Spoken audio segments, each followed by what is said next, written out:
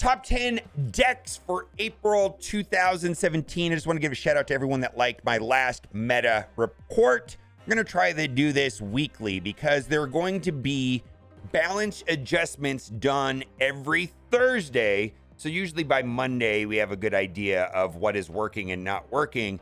On Thursdays, they're going to be doing stat adjustments, moving cards up and down for their power and or cost. But actual functional text adjustments, which we're expecting to happen on Tuesday, will be happening to Shuri. So the order of this list is mostly on popularity. Like the first two decks that I'm going to talk about, I believe, are the most popular and the best two decks. Then we're going to talk about two decks that are very popular, but they're probably not as good as everybody else thinks. And then the rest of the list is going to be decks that are amazing, that are probably not as good as the first two decks, but they're also better than the next two decks, which is kind of interesting. And there's actually a lot of decks that work. Mostly this is my opinion, but I am collecting data from 3 different tracking sites, mostly looking for information for players that have complete collections, full 3 complete, and playing between ranks 90 and 99, because once people go infinite, they play differently, but people play the most competitively, in my opinion, between 90 and 99. We're also going to include data from tournaments, which is very different than the ladder, but it's interesting to note what decks have done well in tournaments. And some of that does spill over to playing the game of the ladder. Now, I'm not going to talk a lot about Shuri. This has been the best deck, the most popular deck. Do what you want with this information, but something's going to be changing on Shuri this week, so this deck list may not work for very long. Largely, we've got a fixed, optimized deck list with the exception of Polaris behind me here and Vision. And you could sub in any of the following cards to your liking: Captain Marvel, Arrow, Maximus, or even Arnim Zola. Thanos Death. Now, this is a very good build, and this build is getting more and more optimized, and it has done very well in tournaments. It's also a very popular build. I'm not going to go into a lot of depth on this list here because I don't play it, because I kind of have a small aversion to playing deck lists currently with Leech. It's just not my thing. 2 cards that are often swapped out, rather. Iron Man and Magneto. People sometimes use Odin to double down on Dr. Doom. If you can get Dr. Doom out on turn 5, and then Odin can disperse the bots again. And some people are be using She-Hulk instead of Magneto to take advantage of Wave on turn 5. So these are probably the best 2 decks in the game, or the 2 best archetypes, and they're also the 2 most popular. We're going to talk about 2 deck lists that are very popular, but I don't think they're as good as the decks that were going to come after them. And the first one there is Electro Ramp. This is all over the place, and it's very good against decks that want to dump their hands on turn 6. So it has a lot of favorable matchups. Again, this is a deck that I don't particularly enjoy playing or playing against, but I feel like if you want to climb, you have to know how the deck works. For me, I will play every deck just so that I understand how it works, so that when I play against it, I know what the other player is thinking. The 2 cards that often get swapped out on this list are Jubilee and or Leech. Typically, they replace Leech with, let's say, Devil Dino, and Jubilee they often will swap out for either Chavez to make the deck list more consistent, when I really don't think it needs that, or they will put in some sort of cards to gain early game priority like Lizard. So that is Electro Ramp. The next deck list that's also very popular is Galactus. And this is a highly optimized deck build. And I don't think it's as good as some of these other decks that we're going to be coming up after this, but this is very popular and I need to acknowledge it. The 2 cards that are often interchangeable, because this is an optimized deck build, but the 2 cards that can be swapped out are Psylocke and Cloak. but the rest of the build is pretty fixed, in my opinion. People will run Daredevil, Spider-Man, and or Wolverine instead of Psylocke or Cloak. All right, so we got through the usual suspects. The four most popular decks right now are going to be Shuri, Thanos, Electro, Ramp, and Galactus. Going forward, I just want to say that most of the decks that we're going to talk about going forward have something to do with either Doom or Darkhawk, and I feel like the current meta is defined largely by those two cards, and a lot of decks actually use both of those cards. And we're going to talk about a lot of different variations of Doom decks and Darkhawk decks, and I actually think that the Darkhawk decks are the strongest, at least for my play style, and they're also the ones that I enjoy playing the most. This one here is called Doom Wave. So this is mostly a good cards build that tries to gain priority early and to be ahead by turn 5 by placing good cards, then place Wave on turn 5, floating 2 mana into Sunspot so that on turn 6 you can play not only She-Hulk, but then you can play either Arrow, Doom, or Chavez. So this is a standard build. This is actually could be the second best deck in the game. Definitely a very viable archetype. And it's pretty simple to play, very straightforward. It's mostly just good cards. And then the only trick to this deck is Wave on turn 5. Variation of this deck is instead of having like a good cards package, it pivots to a Darkhawk package. So when I say Darkhawk package, I'm referring to Darkhawk, Korg, Rockslide, and usually also Zabu. So the same strategy here is to be winning by turn 5, play Wave on turn 5, and then on the last turn play She-Hulk and another card where hopefully your opponent can only play one card. Also, I want to mention Shang-Chi is also a very popular card. I talked about the meta being dominated right now by Darkhawk and Doom. A third card that I want to mention, which is Shang-Chi. It is easily the most played card in the game right now. Well over 40% of all decks run Shang-Chi. And I'm curious to see what happens to play styles and how many people will continue to play Shang-Chi once Shuri gets her modification, nerf, whatever they're going to do. We don't know. But it seems like Shang-Chi is everywhere. Now, the next couple decks that we're going to talk about are largely Darkhawk decks. And then after that, we will pivot away from Darkhawk decks. I think Darkhawk is probably the most important Series 4 card. Next week, or on Tuesday rather, there's going to be a lot of cards dropping down. Darkhawk is not one of them.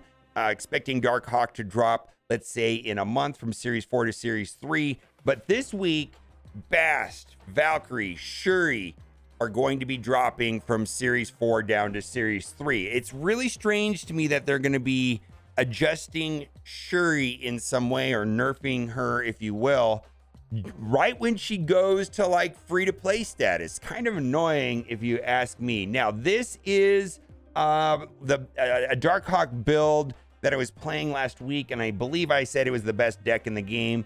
There's some holes in this deck, and I want to move past this deck. I don't think that this is an optimal build. I think the optimal build runs Cosmo. So the decks that I'm talking about are Devil Dino and Darkhawk decks. And it seems to me that Quinjet Moon Girl is better than Maria Hill and Agent Coulson. And Cosmo is a phenomenal tech card, because what this deck hates is Enchantress and Rogue and Shang-Chi. And so Cosmo is a defensive card, so you can play your Darkhawk and Devil Dino in peace, and then clone it with Mystique somewhere else on turn 6. It is fantastic. A couple cards that you could swap out if you wanted to. White Queen is a very popular card to swap out with Doom. Doom is amazing. So I like the versions of Doom. And then again, The other version that I've played quite a bit did not have Quinjet or Moon Girl, and I was playing Maria Hill and Agent Coulson. I don't think Maria Hill's that great. I think Agent Coulson is very good. If you didn't want to play Cosmo and you wanted to play Agent Coulson, you could do that, but I think Cosmo is just amazing tech. Now, this is largely a Darkhawk package with a Devil Dinosaur package. And the Devil Dinosaur package, what I mean by that is cards that get fed into your hand so that you can have a very, very strong Devil Dino. Of course, you want to be cloning with Mystique, either a Darkhawk or a Devil Dinosaur, but the cards put in your hand through White Queen or Moon Girl or even Sentinel is how that is accomplished. All right, this is, in my opinion, my favorite deck style to play.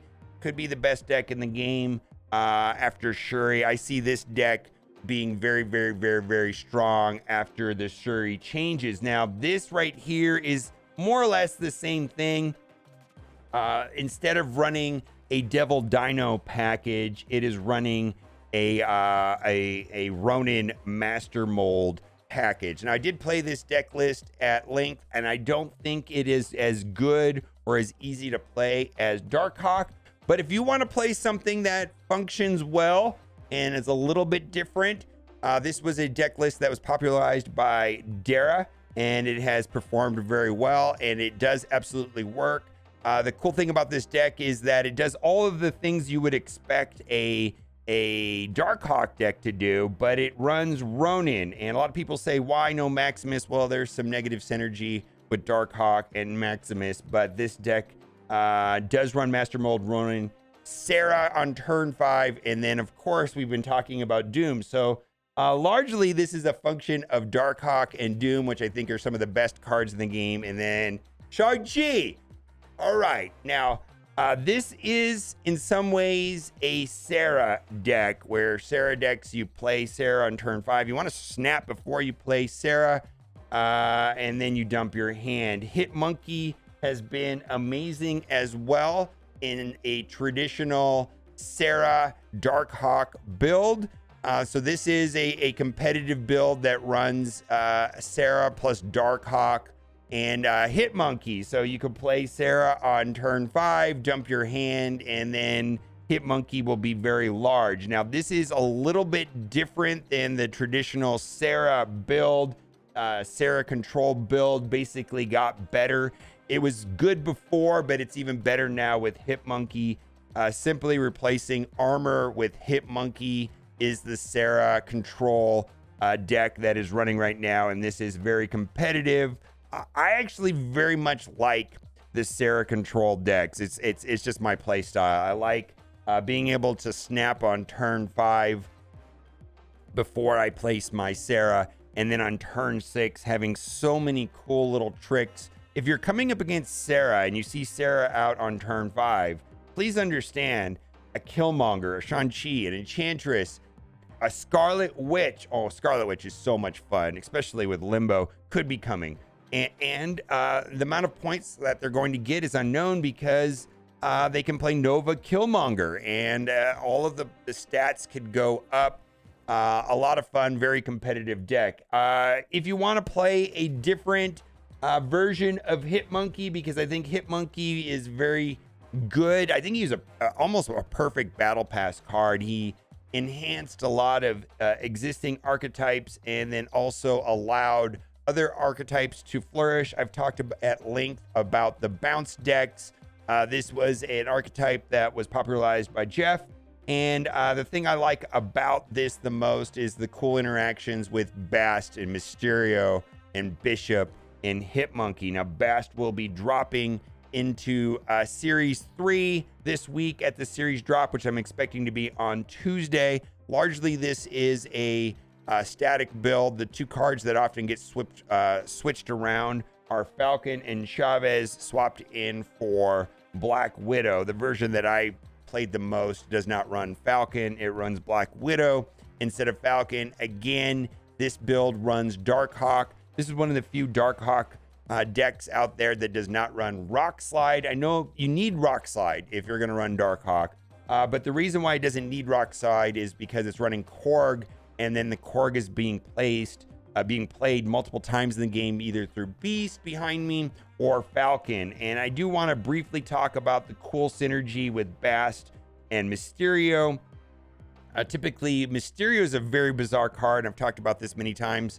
Probably need to stop talking about it. But Mysterio, you're playing 3 cards simultaneously. It's not like Squirrel Guard. It's not like Doom. It's nothing like those cards. You're playing 3 cards simultaneously. So when you play Mysterio, when Bishop is on the board, the game sees it as 3 cards played. And so Bishop goes up by 3. If you play Mysterio on turn 4, and you play it with Hitmonkey, Hitmonkey sees it as 3 other cards played and goes up by 6 power. The way that Bast works with it, which is fascinating, the way that she interacts with Mysterio is, if you have Mysterio in your hand, when you play Bast, the Mysterios then become 3s, so that when you play Mysterio after it's been basted, is that a word? After it's been bastized, I don't know what the word to call it. They're 3 power cards. So Mysterio effectively goes from a 4/0/0 to a 3/3/3 9 power with Bast, and every card in this deck synergizes with Bast. You don't have to worry about Chavez being in your hand because she's going to come on turn 6. So Bast does not interfere with Chavez in any way. And then, of course, with Hood, I guess the only negative synergy with Bast in this card is with Demon. But typically you play Bast, then you play Hood, and then you could play Demon, or you just play, if you play the Demon before you play the Bast, you don't have to worry about it. Now, speaking of bounce, so this has the bounce package, which is a lot of 1-cost cards with Beast. Get played multiple times, ramping up power with Angela and or Bishop. A new deck that is on the rise and seeing a lot of play and has tremendous results. And I'm going to be playing this deck today and making videos about this deck. This deck is highly interesting to me. I don't believe the build has been fully optimized yet, but this is something to be aware of and that is doing very well. Runs the Beast package, also runs Carnage to clean up all the extra stuff from debris. But the really cool thing is that it is basically a junk deck where you're feeding garbage to your opponent, either debris or Viper. You're sending over a turn 1 Hood with a turn 2 Viper, and they get the -2 Hood. And this is running Sentry. So Sentry was one of the 2 cards that was buffed in the over-the-air update. The other one was Shadow King, which is still a very card, but Sentry now is playable and seeing play because of the changes they made to the Sentry stats. He's now a 4/10. The Void is -10, and there's nothing better than on turn 6 playing Sentry and then sending over the -10 Void with Viper to your opponent. I love this deck. It is so much fun. I will be doing gameplay builds on this deck. It's great. And this is the type of stuff that I hope shows up in next week's video. So I'm going to do a video like this next week. They're going to boost some cards on Thursday. I don't know what they're going to be, and I don't know if they're going to be impactful. But this absolutely shows a card that was changed for the better and is now viable. And then lastly, we got to give a shout out to Patriot decks. And there are a couple Patriot builds that are running that are very competitive.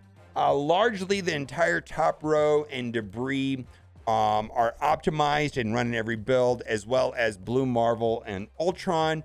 Cyclops, Shang-Chi, and Thing are often swapped out with other cards. Some decks run Storm, some decks run Khazar, and even other decks run Doom. And big shout out to Patriot. And there's also a Bast Valkyrie version of this deck. I don't think it's as good as the traditional Patriot builds. All right.